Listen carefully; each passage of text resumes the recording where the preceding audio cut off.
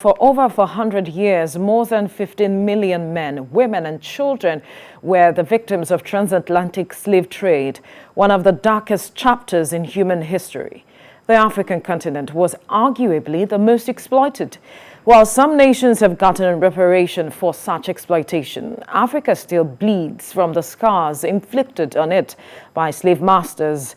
Every year on the 25th of March, the International Day of Remembrance, of the victims of slavery and the transatlantic slave trade offers the opportunity to honor and remember those who suffered and died at the hands of the brutal slavery system. The International Day also aims to raise awareness about the dangers of racism and prejudice. Joining me via Skype is social commentator Dikbo Oyewole. Good morning. Thank you for joining us on TVC Breakfast. Good morning, Veronica. Now, every year we celebrate or commemorate this day so that we can raise awareness about issues of racism as well as slavery in every form. But then when you look closely, would you say that this day has had so much impact? Has the narrative changed with regards to these issues? Because you will recall the Black Lives Matter in the US, and you also know the issues of slavery in Libya. What really is not changing with regards to this narrative despite the commemorations?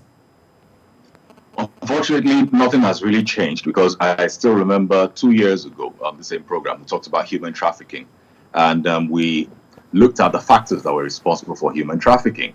But having to celebrate a day like today, you would expect that people get to know better, that people get to have a lot more awareness. But that's not what we're seeing, which for me is quite puzzling, because we're in an age of where information is everywhere, and somehow some people just remain uninformed, and for some folks, that's why they become victims.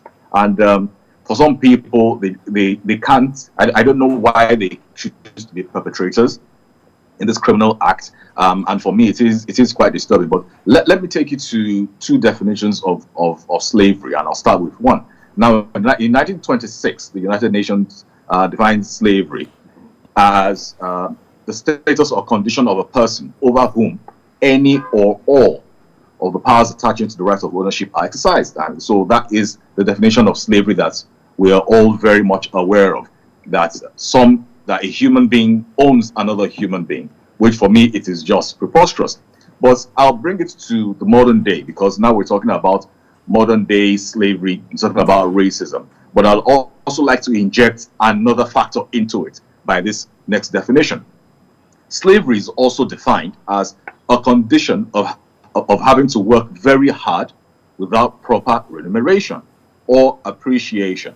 I'm sure for a lot of people now, they're having to smirk and having to scratch their heads and wonder, am I really working? Am I really having a job? Or am I being a slave? And interestingly, before we came on right now, you had a montage of one of your programs which says labor lens.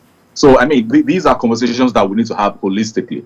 Yes, we need to remember the people who were victims of slavery 100 years ago. We also need to be able to drive awareness, but we also need to have a wider scope of what slavery actually is in the modern day. Yes, there are people who are being trafficked and turned to slaves across the Libya corridor, across the sub-Saharan Africa and different parts of the world.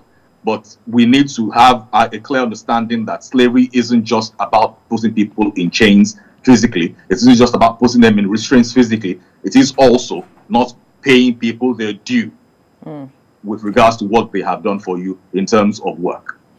And how far with having these conversations go at addressing these issues? Because you've just highlighted a lot of things which is new to some persons. So how far would this change the narrative? And what are the gaps at this point that we need to begin to bridge moving forward?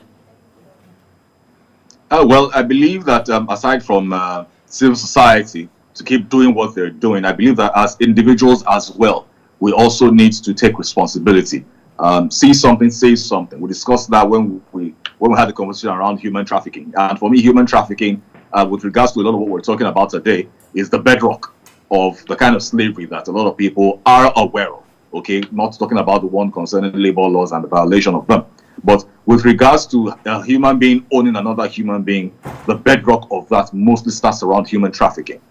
There has to be a lot more education in the rural areas, especially in Nigeria, where some people give their son or their daughter to someone to go train in the urban centers, or in Lagos or in Port Harcourt or in Abuja, say, okay, go live with them, and then they're underage, and then they don't get paid at all. Some of them don't get paid duly. Some of them don't get paid fairly. I mean, if they're underage, that is just wrong. But you also have people who are of age and they don't get paid what they're supposed to be paid. But without be tackling these issues from the root, you also know that poverty contributes, is a major issue that drives most of these things that you have mentioned. Exactly. So I was going to go back to that, outlining the conditions, the factors that are responsible for human trafficking being the bedrock of slavery. Number one on the United Nations Index is poverty. The next one is insecurity. So we keep talking about poverty and insecurity in Nigeria, but I'm not sure a lot of people get the full scope or a full grasp of the implications of these issues. So poverty leaves people susceptible to being trafficked, because I mean, you're somewhere, you get to eat maybe once in 2 days, and then you see someone that tells you, okay, you know what, come around to an urban center, or I'll take you to another nation. You get to do XYZ job. You get there, they withdraw your passport, and then your rights are basically violated because of poverty, because you're living in a place where your dignity doesn't count, where even the people that even get to work hard, there isn't such a thing that we call dignity of labor, because criminality is being celebrated, illegality is the order of the day. So those are the strong issues, and those are the strong factors that give way for these issues. So that's why I decided to bring in the issue around the labor laws, saying that people need to get paid their due, so that people don't become susceptible. Now, it doesn't just apply to white-collar jobs only, also blue-collar as well. Every human being, every single person, people do a job for you, pay them their due. That is just basic human decency. But unfortunately, that's not what we're seeing even in the modern day, where we have so much information, we have so much access to data, and somehow a lot of people are getting to ignore all of these things, and we just choose to remain cruel to our fellow human beings. So as it stands now, in terms of policies, what would you expect government to put in place to also address these issues? Because it is very key for there to be policies backing whatever change we want to see. Well, for the policies, I believe that the one that we can have a lot more effect with is the one with the labor laws. Now, we have various labor unions across the country. The question is, how effective are they? How efficient are they? There have been certain reports of some of them bending the rules, even when you do get to report labor violations in places of employment. I mean, we have certain foreigners come into the country, they pay our people anything but the international standards. They treat them shabbily, they treat them all but like slaves. And then we've had cases where some folks in the labor unions have been informed, they come around, and then an envelope is given and nothing happens. So if you see, this is what I mean when I have this conversation with people, that now you're a foreigner, you've been treating the locals badly, and then for some reason, representatives of the labor union who are also locals come into the scene, come into the situation, and then they get compromised.